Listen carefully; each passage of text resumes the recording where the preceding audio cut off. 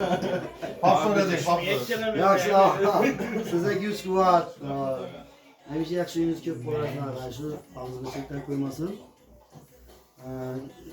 Qilayotgan ishlaringizni rivojini bersin. Yaxshi kunda do'stim deganlar, doim birga oshim yeganlar.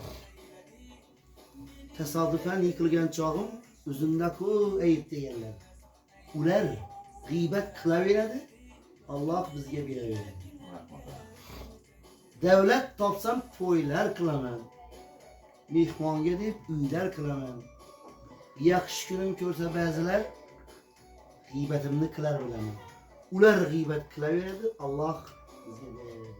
O'zgalardan yo'q mening ginam. Og'rimagin, sen ham dilginam.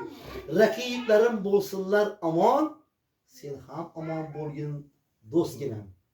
Ko'zim borini ko'raveradi, Alloh hammamizga beraveradi. Sağ olun, sağ olun. Al bağımını. Sen bir gün içersen o.